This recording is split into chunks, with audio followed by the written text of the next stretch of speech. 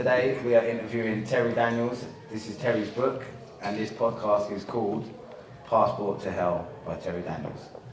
Welcome to Cogent Podcast, Terry. Hi, everybody. Hello, you alright? Welcome to podcast. Yeah. So, firstly, let's talk about when you first went to Tenerife. Yeah. I believe you might have went there when you was a kid and a bit younger. Yeah, in 1988, I went on my first holiday to Tenerife. I must have been, 15 years old. The minute I stepped foot on the island, that was it. I was hooked. It was some life. And I knew that one day I'd want to move out there. So, it just sucked me in straight away. So, what was it? The party scene? Yeah, I think it was just a whole lot. It was hot, the parties, but the Veronica Strip was just bizarre because we booked the holiday on a CFAX. Okay. Back then, we'd had no idea where we were going. We'd only been abroad the year before to Spain, so we booked it on a whim. And I remember we got the bus from the airport to the hotel, and this was quite late in the night because obviously all the holidays at that time were cheaper in the night time with the flights. And I remember going past Veronica's when me and my sister were our faces pinned up against the window going, oh my God, what have we come to? Because back then it was packed. Was it? Yeah. Okay. And my dad liked the good life, so we knew that we'd be down there every night. So yeah. Started you young. Yeah. So it got you hooked.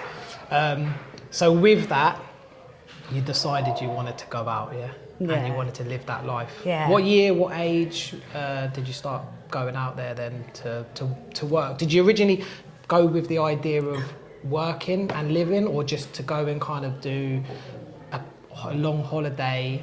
What did you do? Yeah, because 88 was the first year we stepped foot on the island. And then we went every year on holiday because my mum and dad were hooked as well. So it was in, I think, 94, I took a month off work and worked out there. And then 95, I did the same. And then everything at home was it just went to pot. I had a big car crash, and then I just woke up one day and said, that's it, I'm leaving, I'm going. Okay. And a month later, I was gone. And what age was you? Sorry, go on. What type of jobs were you doing when you was in Tenerife, like originally, when you said you went back in 95? Or what was the first job that you found out there? So when I went out in 94 or 95, I was just PRing down the strip. So because that's the end job. Because if you want to be, go and get people in the club, and that's how you get paid. I went out there because I wanted to be in the thick of it. So I wanted the job on Veronica. What did you see? What was the attraction? What was the actual main attraction? I don't know. It's such a different life, and it's not real. I know, but if you could explain to your audience, because right now you've got a lot of people thinking, what is it she was actually going out there for? Like, try and be a little bit more specific. Like, you know what I mean? I went out there literally to party. So I think party life. It was the party, and it was the fact that it's warm all the time, and there's just so many people. That was it. That was just straight up party life. Yeah. I went out there to party. Yeah, but you was young. How old was you? I was in 96. I was 22 when I moved out. 22, so you just wanted to go live life. Why not? Exactly. You only live once. Everyone does it, don't they? So Tenerife is nice. It's just a way of life out there. It's just different. It's just, you get up every day and you go down the beach, and then the nightlife was 24/7, and you didn't pay to get in any club. It's just mad. So how long did it take to go from holiday to full-time resident to criminal? About an hour, I think. I don't know, because when you're out there living, working, it's just bizarre, because you just feel like you're on a permanent holiday anyway. So I don't know. I don't know if you ever get out of the holiday mode, because it is just. You're away from home. But that was the first time I moved out of home. So you didn't get homesick? You didn't get homesick? No, not really. No? No, sometimes. But I went home quite a lot in the first year. Okay. I used to take a month off work and come home. Okay. So in the August I come back because it was mum and dad's wedding anniversary. Okay. Then I come home after Christmas. Yeah. And then April was obviously the last time I came home before. Okay. Yeah. So obviously I don't know if they've got on seasons, off seasons there, because it seems to always be. Well, it does lull off a bit in the winter, sort of Christmas. Yeah, but there's always somebody out there. Something, Yeah. It's more of the older lot come out in the winter time. Yeah. But yeah, it's 24/7 out there. Yeah, Okay. but there is a bit of a lolly sort of period where. Yeah. where I could imagine that. Yeah. So, yeah. So, how did you get into a crime out there then? It's not that I got into the crime. I think the crime followed me about. Yeah. Because I obviously did drugs when I was younger, because I was obviously a big raver. Yeah. So I went down the let's stay up all night and party hard. So I'd done the ecstasy, I'd done the amphetamine, and done a bad trip, messed my whole life up with that. But I had a really, really bad time on it. Yeah, I had a panic attack. Oh gosh. Yeah, and didn't know what was happening. I was gone for 6 hours, I think. I was lucky I was with people who could look after me. I'd been out all night. I'd done a couple of pills, which I didn't usually do, that many pills, but I was tired. And then I thought, I did half a trip coming out of London, and then half a trip when I got, back then them trips were too strong. I'd only ever done sort of half, but everybody was arguing and and then I remember going into the toilet thinking, oh my God, I'm acting strange. And then that was it. I could feel myself, and I thought I was dying. Yeah. And then I was on a bed, rifling, screaming. I saw my whole future, and then literally I must have sort of calmed up and down. And then the girl beside me was laughing at me, and I said, "So what are you laughing at? I'm dying." She went, "No, you're not dying." And it was like this. And I was like, "Oh, I feel right now." What particular drug was that? That was acid. Acid. Yeah. And everybody told me to stay away from it. It was big in the 90s, wasn't it? the acid? Yeah. But the pills were good. The pills were good. We only had to do a quarter, and we were gone for an hour. And then, £15 a pot, and it was different. But then it all got greedy. They started cutting it, and then Leah Betts died, and that was me, game over. I was like, no, I can't do this anymore. It wasn't fun. Because of the acid, I started to panic every time I did something, so I just knocked it all on the head. I started work at the Sanctuary and sort of got paid to rave, so although I wasn't doing the drugs, I was still in that sort of environment. Yeah. But then when I got to Tenerife, I was there quite a while before, because I'd never really done cocaine. It wasn't really, because obviously it was quite expensive. Rich man's drug, And I remember going into the office and they whacked it and he said, "You are," and that was me, gone. You went into the office. What office? Oh, so the club that I worked in, Arena, the first job I got when I moved out there, it was after work, and then it was in the club. Yeah. I did think that when she said the office. The office where they do all their paperwork. Yeah, that one. Yeah. There's a lot of paperwork goes on in there. And that was the start of the decline. So did they ever try to coerce you into selling it, or was it just a kind of? No, I think it was more. I didn't want to get it. It was like I had a debut. I wouldn't do timeshare. I wouldn't sell the timeshare or the boat parties, because I knew that's where the problems come in. Yeah. That's where people get into trouble. Yeah.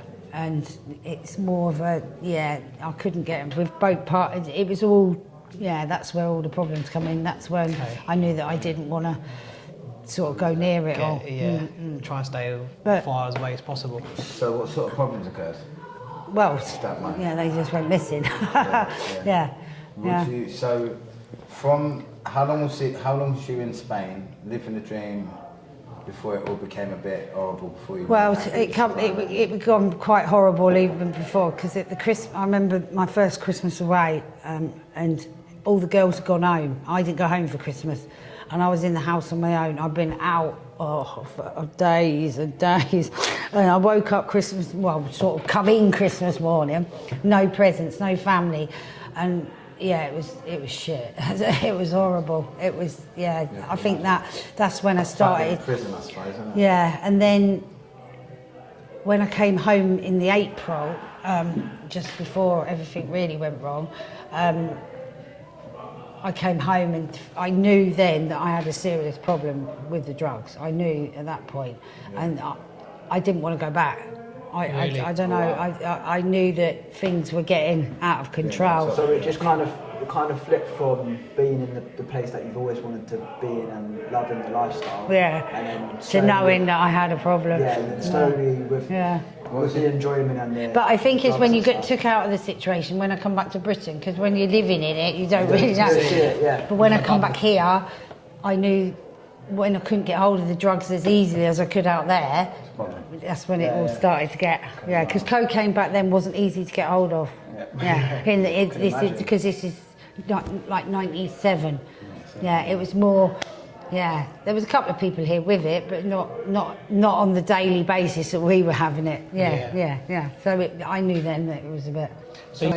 So you obviously knew it started to become an issue. Yeah. But you went back. I went back. Yeah, I did go back. So when you went back, is that when everything really started to spiral? What happened? Well, I think Antonio, I've known him for quite a long time anyway. He was your boss, your manager? Yeah, well, he was going to be my new boss. This is how he enticed me. I wasn't working for him at the time, but I spent a lot of time with him. Okay. He was more, because he was 20 years older than me. Okay. And I'd known him for years, going out on holiday as well. I knew him from being up and around, and he was always there. But that's where I used to creep off to, because obviously he loved his crack. So oh, really? Yeah, he was a big crackhead. Yeah, huge. Wow. Yeah. And later on I found out that wasn't his first drug run, that was his second or third. Oh, wow. That he'd been caught. He'd been caught? Do you want to go into more detail about that? If that's so let's talk about it. So I only knew Antonio as being let's go party after we would finish work, because he had the free he had the bigger. So his naivety on your part, he's an older person. Yeah. He's a more trustworthy person because his sense of age, maturity, he's looking after you. Yeah. And he then offers you a full-time job in the club, which was a lot more money than what was on, because PRing doesn't get paid hardly anything. Is that commission-based, the PR? Yeah. So you struggle. Yeah, I couldn't even pay my £20 a week rent. That's how bad it was. Bloody hell. Because obviously we had other things that we had to pay for as well. Yeah, of course. The rent with £20. No, we didn't pay that. So we used to sort of avoid the rent situation. But obviously I was drinking a lot as well. Okay. The drink was atrocious. And by the way, you said you're 17 years sober now. Yes, I am. Well done on that, by the way. That's I made the decision coming back from Spain prison, because obviously I couldn't live the life anymore. I couldn't live the way I was. And when I went into Holloway, I decided that was it. I'm stopping the drink, because the drink for me, I make terrible decisions. Remember that, Ant.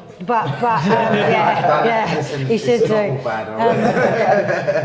But the amount of alcohol that we were drinking on Veronica's was unreal, because we used to go to work, so we get drunk by 12 o'clock, have a line of coke, sober up, and that was. Just carry on. It just becomes normal. 3, 4 o'clock in the afternoon, go home. Try and get yourself back into work again. It was just a constant cycle. So Antonio offered you a full-time job working in the club. Yes. What club? How long was you working there? No, but I didn't actually get to work there, because he then said, "I'm going to take you on holiday because I want to get to know you, because it's quite a lot of money involved in the job. It was commission and so that's how he fed me in with the So he's taking you on holiday to where? Brazil. And how old was you at the time? 23 by now. Did you not have any suspicions behind that? I did when we got there, obviously. Yeah. And then he wandered off one day, come back with 2 suitcases. I was like, but then I looked in them because the one he bought was really old and awful. Yeah. I had to look in, and of course it was from false bottom, so I couldn't see it anyway. So I think when I'd always lived around here, Aylesbury, lived in a little village. I wasn't naive to anything, obviously, but I think at that time, the situation I put myself in with alcohol and drugs, if you'd have told me he's Superman, I would have believed you. So yeah. Do you think this guy took the piss in the level of real friendship, as in the sense that he brought you there, not as a mule, so to speak? So don't be offended by that. No, because I wasn't a mule. No, please don't be offended by that, Terry. I know you well anyway, so I wouldn't say that anyhow. But what I mean, do you reckon he took the piss and used his friendship with you as a sort of cover? You know, because that's what. Holiday and bring everything back with him? He. If you know what I mean. Yeah, I think when we got arrested and we were putting the holding cells together, and I said to him, "Why did you take me? Why me?" Yeah. And he said, "Because you were more sensible than the rest of them." Jesus Christ, what the rest of them were like. But and that's the reason he took me as a cover. But there was 20 years between us. Yeah. It's so not really much of a cover, is it? No, not really. You said he got caught 3 times for that. I'm sure that somebody told me that this was his 3rd strike. So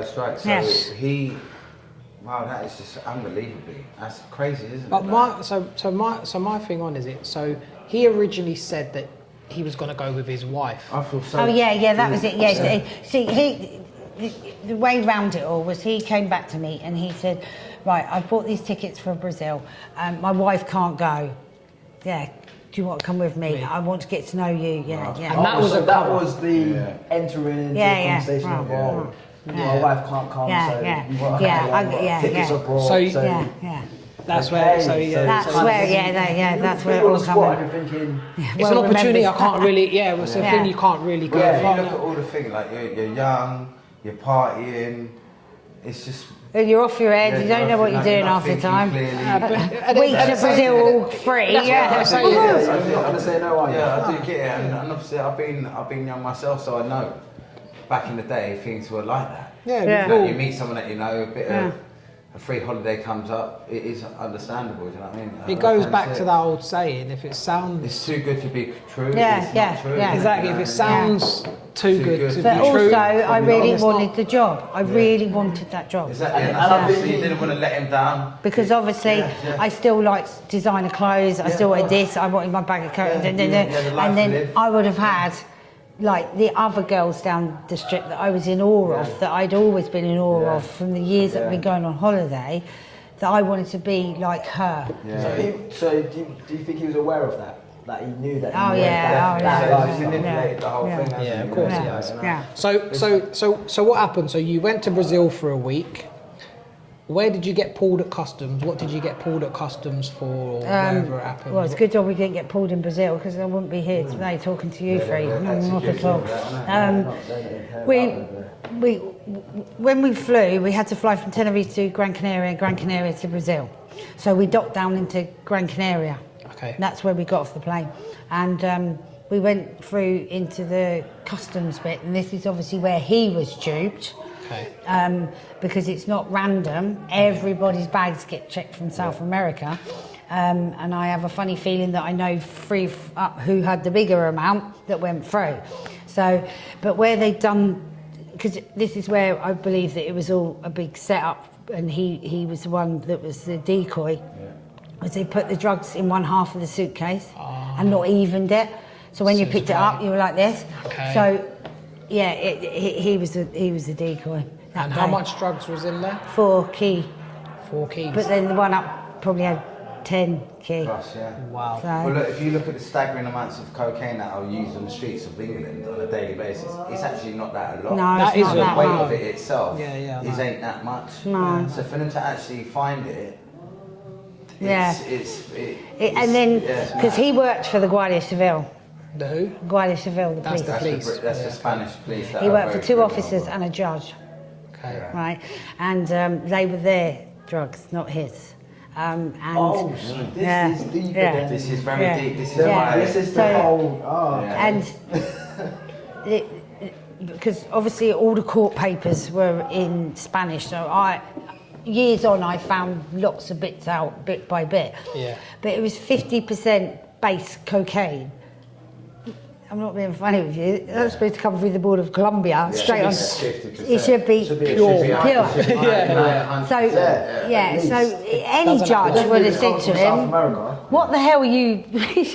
Why are you bringing that back?" Yeah, exactly. It was shit. It's the So decoy.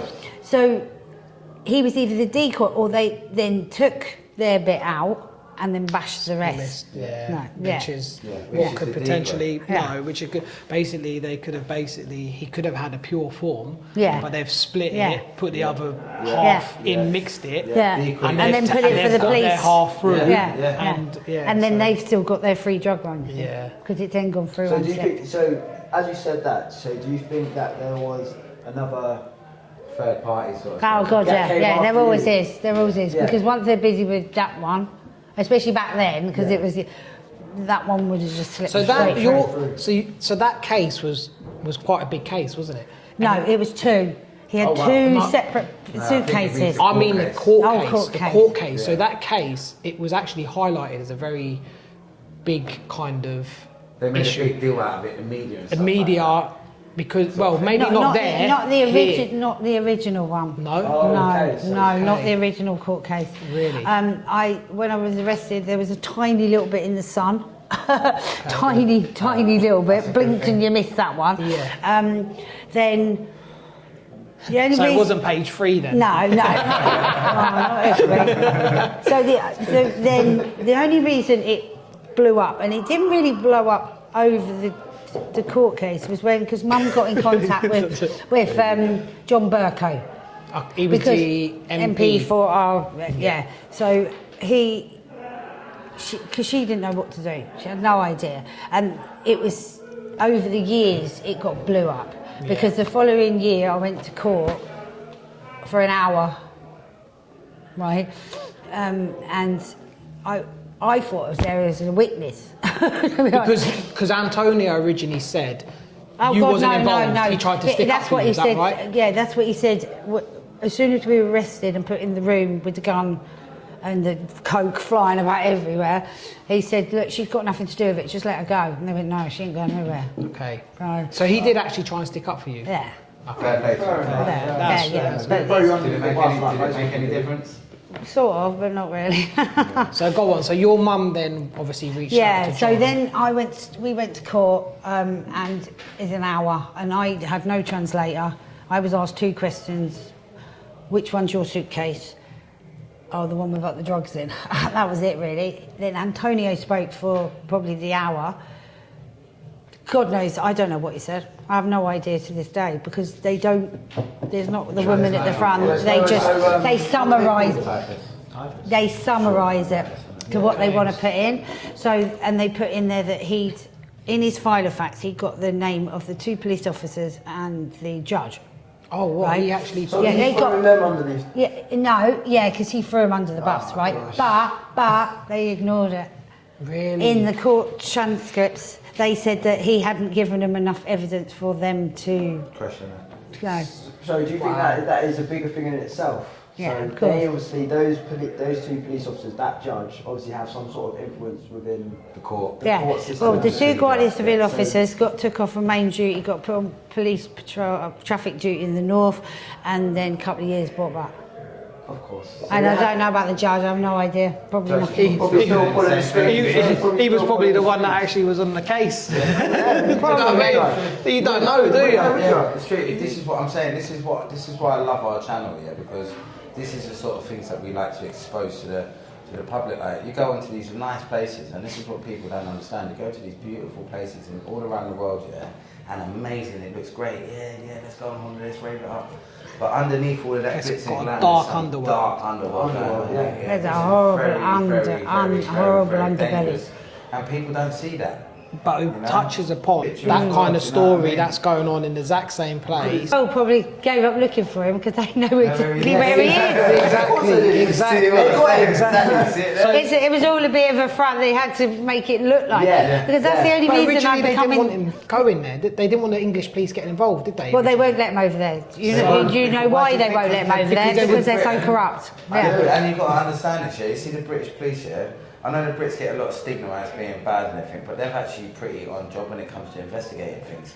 Now, if you get a team of investigators over in Tenerife, it's going to shine light on things that they don't want to be seen. So therefore, they're not coming here. Money talks, and it pays off. Yeah, but also, like I wanted an English solicitor because beyond that one, then I got the 10-year jail sentence with the big fine, but you're not going to prison because you've got to appeal. So then it just went on and on. So money. It's all about money. So the process from being arrested, time then, what was it from you being nicked with the parcel, the suitcase, and then being sentenced to 10 years? And what happened in between, if that's all right? So, yeah, I got bail. He didn't get bail. That was, I think, 2.5 grand Mum had to put up. Wow. Then I had to go back to Tenerife. They took my passport off me. Now, Mum flew over literally a couple of days later, and then we sat down and talked and said, right, we're going to fight this, we're going to do this. But then on this Friday, I then nearly died. Really? Because I had a fatal aneurysm. Wow. Yeah. Wow. Do you reckon that's through stress or? We're not quite sure. I thought it was the cocaine use, but I don't think it was. I think the cocaine actually saved my life because it does something weird to your blood. So when it popped, I can't remember any of it. So were you having headaches? Were you having anything? Well, Mum said I was complaining of headaches in the week, right? Yeah. But I've been on a roller coaster, so I've been on a bender. Then went to Brazil, didn't do a lot of drugs, then come back, then got arrested, then got out, went on a bender before Mum come out. So yeah, it was a bit of a. So I don't know whether my. Period from being arrested and getting out, how long was you in custody for? I got arrested on the Friday, and I got out on the Tuesday. Okay. Wow, so you got that long then, really? No, it wasn't too bad. Yeah, Mum got the money out quite quickly, but it'd have been even quicker if I'd have been in the week. The Western Union started up back then. So then, I had the aneurysm, and I was in hospital for 6 weeks. So, but I've had 27. Did you have the aneurysm in Spain? Yeah, in Tenerife. We were on the beach. I ate my dinner. Then I phoned my grumpy. Mum was with me, which, God, Jesus, if she hadn't been with me, I'd have been dead because they'd have just rolled me over as being off my head on gear. Yeah. So if that had happened down Veronica's, I wouldn't be here. So I remember phoning my grumpy, and then Mum said I wanted ice cream, so we went in the garage. Then I wanted the toilet, so I went downstairs, and then all of a sudden I went, oh, Mum, my head hit the floor. And then I had blood coming out of here and here. Oh, wow. And I had like a seizure. And then when the paramedics, Mum is in Tenerife, don't speak a bloody word Spanish. So then the ambulance comes. She wasn't allowed to come in the ambulance. So luckily we have a Spanish family out there that we've befriended from '88. Okay. So they then helped us with me mum, brought me to the private clinic. Luckily, there's a brain specialist there. Opened my eyes and went, her brain's bleeding, get her up the north. Because obviously I couldn't stay in the private hospital. And then they trundled me up to the north, and that's when they found that I had an aneurysm. So then they kept me, I was in a coma on and off for about 2 weeks. And they tethered me to the bed because they have to wait for the aneurysm to calm down before they can even go in and operate. So an aneurysm does exactly what? What is that? So it's like a blood blister. So it's a weakness in the vessel. Yeah. But I think I got it from the car crash. Okay, you yeah, because a lot of people have had accidents prior to the aneurysm down, right? So I think it could be that not the cocaine use, but I think the cocaine slowed the blood, or made the blood so that it didn't pop and bleed quicker. It just clotted. It clotted really quickly. So I don't know. She's hoping drugs saved her life. Yeah. Don't listen to that. No, I don't think it helped at all, but Yeah. Do you know what it is though? Yeah. Whatever happened that day saved your life. Oh God, yeah. It's 27 years of lucky life I've had. I know that I could have died that But day. I sometimes think that it's not always luck. I think it's time to time. I think, and obviously with you, so have you had to go through operations? And Well, stuff? then, so I was the first person in the world to be coiled, because they do a new coiling where they send the coiling up through instead of this, because I had to have this one done later. Wow, 'Cause I've got a big scar here, see?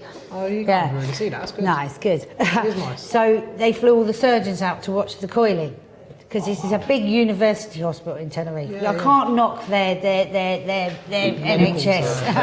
Oh my goodness, no. That's quite interesting. Yeah, because I haven't got insurance either, mind.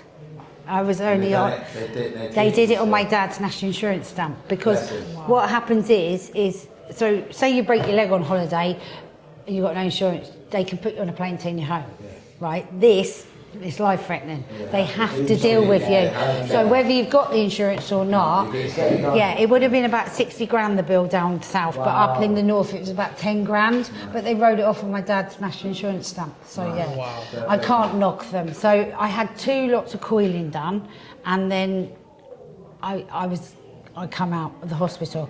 But then we went to find a solicitor. So this is after 6 weeks. It's a long period. Yeah, it's a long I time. missed my deportation order. Wow. So because you can, obviously when you're a foreign national, you apply for the deportation. Yeah. So against the crime, they deport you for 10 years instead of the jail sentence. Yeah. But I missed that. But So that was a reasonable excuse. Not Yeah, but the thing is now, I'm glad I didn't, because then this wouldn't be highlighted, would it? Because I would have just been given a 10-year flipping slap and not been able to go back there. So let's talk about. So you ended up getting sentenced to jail, didn't you? Yeah. So the following year we went to court, only for the hour. I flew from Tenerife to Gran Canaria. Yeah. Antonio was there, and then I flew back from there to Tenerife. The lawyer's like, oh yeah, it's fine, everything's great. Yeah, you were. 2 days later, he phones my mum, actually, not me, to tell her that I've got a 10-year jail sentence and a 76 million peseta fine. Wow. 76 million peseta fine, which is about 250 grand, right? Wow. So, but you're not going to prison, you're going to appeal. But Was it's you not. outside when this happened then? Yeah, all this, I'm not in. So you don't get So remanded. not got in court. Like, Why didn't you?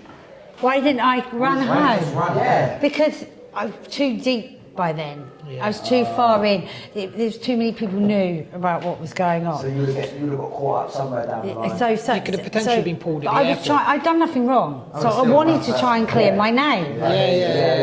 So now we're nearly 100, 200 grand deep in lawyer fees, right? Wow. So then it goes to the mainland because it has to go to the higher court through the appeal process. So then it was in the year 2000 that we were getting a bit peed off. We'd heard nothing, absolutely. And we wrote to John, and John come back. He had a letter saying, with a misinterpretation, saying with no readmission. So he thought it was over. He said, well, she's not going, it's done. Get her home. Okay. So then Mum brought the passport application out. I filled it in. She took it home. A week later, what lands on my passport? So then she says, right, that's it. I'm coming to get you. So because of the aneurysm, I didn't want to fly. Okay. Yeah.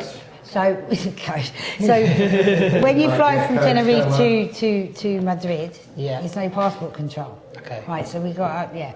Then when we got to Madrid, we got on the overnight train from Madrid to Paris. Okay. Right. There's passport control there, though, isn't there? Yeah. No. See, we're all right here. It's when we got it back into Waterloo, but we got pulled over. So we got all that way home. Mind how many suitcases we have, right? So we come up with some story that me and Mum had been travelling around Europe, but we had to get home because Grumpy wasn't very well. But they were adamant we were carrying drugs. Adamant. But I was going to go home on a fake passport. Well, it's a good job I didn't. Yeah. But he checked my passport twice, right? But this is the funniest thing, is Mum had food dated from Tesco's off the deli counter the day before. And they didn't see that, they didn't check that. Oh. No. Oh my God. I know. So the gods were with us again, but they literally stripped us down. My poor mum. They were, but little did they know, it was actually me that she was smuggling back in. Because so later on, I've caught up with people who've said to me, look, Terry, you do realise that your mum was looking at like nearly 10 years in prison big birthday for your daughter for saving her kids. That is what mums do. Remember that, innit? Yeah, that's a natural issue for any mother to get out there and save their kids, mate. Facts. Yes, because it would have been thinking a fugitive, isn't it? So to escape. Yeah, so respect to your mum. Oh my lord, yeah. So I then found out years on that I could have got my mum into an absolute. Oh Jesus. Yeah, that was bad. And then Mum was worried that he'd come out in the boot and then she'd get rearrested. I was like, no, Mum, I think we're all right. So yeah, so then we got through, and then I tried to obviously get on with my life. Yeah. In the April, my dad was diagnosed with cancer. Oh, so, I couldn't have even imagined of even trying to cope with that. Stuck out there, and either that or in prison. So I am so grateful that I got home. Yeah. You have no idea that I wouldn't have been able to cope with it. It would have turned me. Really? So I think things always happen for a reason. Yeah. That was the reason behind that. So he was diagnosed in the April. They tried to operate in the September, and it was So it would have been his birthday today as well. Happy birthday, Dad! Happy birthday! I know it landed on a really good day. Actually, he would have been 78 today. So it's we still miss him dreadful. He's been gone 23 years now. So because he died not knowing any of the trouble would come back out again. But he was a very private man, and most of it.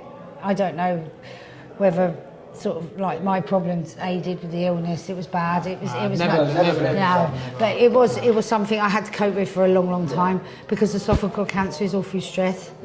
So it was a bit. But if he was private, there could have been other things. I would never look at it. No. But in the meantime, see, because I met a boy in Northern Ireland. See, I didn't know whether you wanted because. Obviously, I have the other problem